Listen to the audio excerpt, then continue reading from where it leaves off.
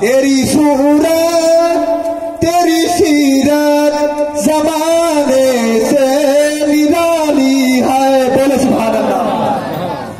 इस माइक को आप थोड़ा दुरुस्त कर लें, क्योंकि हमें यहाँ बोलने के बाद कब्रिस्तान नहीं जाना बल्कि इसी हिंदुस्तान में रहना है। आप इसे ठीक करें, नहीं तो हम इसको साइड करते हैं और बिना माइक के भी हम बोल सकते हैं। अल्लाह ने वो जज्बा वो ताकत अता फरमाई। तेरी सूरत तेरी सीरत ज़माने से निराली है। बोले सुभान अल्लाह। तेरी सूरत तेरी सीरत ज़माने से निराली है।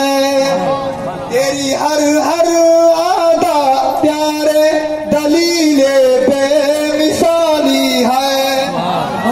तेरी हर हर आदा प्यारे दलीले बेमिसाली है।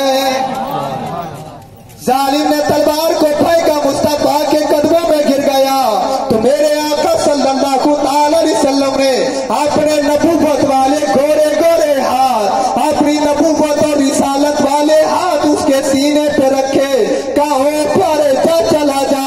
अब होता क्या है कि कुछ दिन गुजर जाते हैं, उसके बाद एक दिन मेरे नबी से मुलाकात हो गई, तो मेरे आका सल्लल्लाहु अलैहि वसल्लम फरमाते हैं ओ प्यारे बता तेरा क्या हाल है।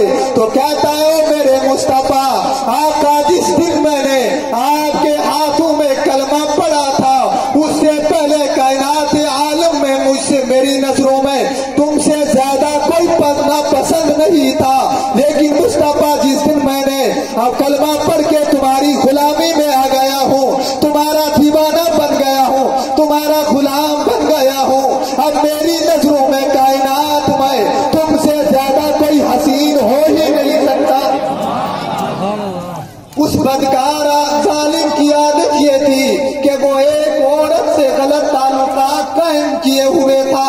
जब आता था उससे गलत काम करके आता था, जब जाता था तो गलत काम करके जाता था। लेकिन एक दिन होता क्या है, जब मेरे नबी का दीवाना बन गया, मेरे नबी का गुलाम बन गया, अब जब मजलिस नबी से निकला, न दाएं न बाएं न ऊपर न नीचे, बल्कि सीधा आगे देखता हुआ गुजर गया।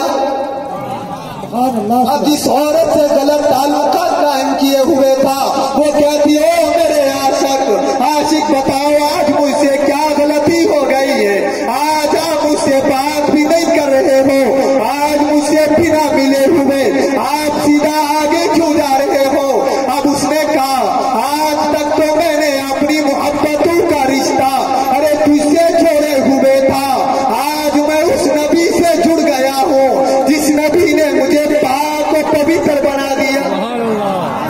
अब नबी का दीवाना हो गया, और हो भी क्यों ना, जो नबी का दीवाना हो जाता है वो शराबी नहीं होता, वो कबाबी नहीं होता, वो जवारी नहीं होता, वो जालिम नहीं होता, वो बदकार नहीं होता, वो बदमाश नहीं होता। उसका तन भी पाक हो जाता है, उसका मन भी पाक हो जाता है, उसकी बोली भी पाक हो जाती है, उसके इरादे भी पाक हो जाते हैं, उसकी ज़बान भी पाक हो जाती है।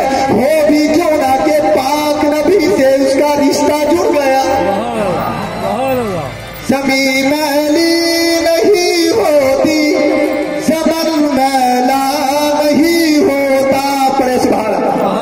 ज़मीन मैली नहीं होती, ज़मन मैला नहीं होता, मोहम्मद के गुलामों का कफन मैला नहीं होता, मोहम्मद के गुलामों का कफन मैला नहीं होता। मोहब्बत कमली वाले से वो जज्बा है सुनो लोगों, ये जिस मन में समा जाए वो मन मैला नहीं होता। दुनिया वालों अगर सुकून चाहते हो मुस्तफा की बारगाह में आओ, अपनी मोहब्बतों का रिश्ता नबी से जोड़ते जाओ। वो आके इस जश्न मिलादुन नबी सल्लल्लाहु अलैहि वसल्लम में आने वालों, दुनिया में अगर सुकून कहीं मिलेगा तो वो नबी की बारगाह में आना पड़ेगा।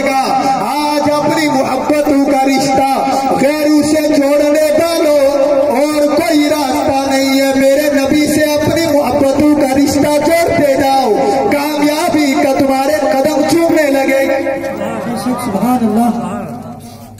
मेरा दावा ये है, बल्कि सिर्फ मेरा नहीं बल्कि पूरी उम्मते मुस्लिमा का दावा ये है कि हर नबी ने अपना दिल हर वली ने अपना दिल नबी को दिया है।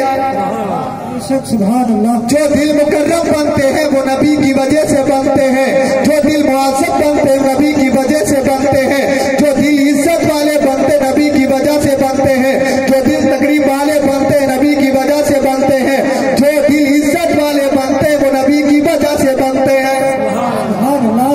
मुझे याद आ गए 555 ईस्वी में, अरे 555 ईस्वी में पैदा होने वाले हजरत सैयद कबीर अहमद रिफाई है।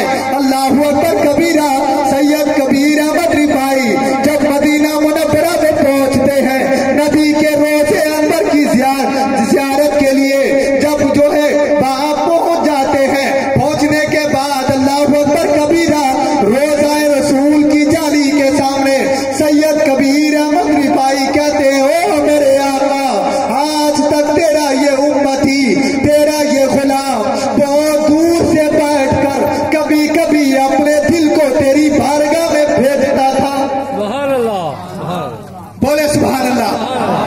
सैयद कबीर अहमद रिफाई कहते हैं, ओ आका, बहुत दूरी पे बैठकर तेरा ये चाहने वाला गुलाम, तेरा चाहने वाला उम्मती कभी कभी अपने दिल को तेरी बारगाह में भेजता था।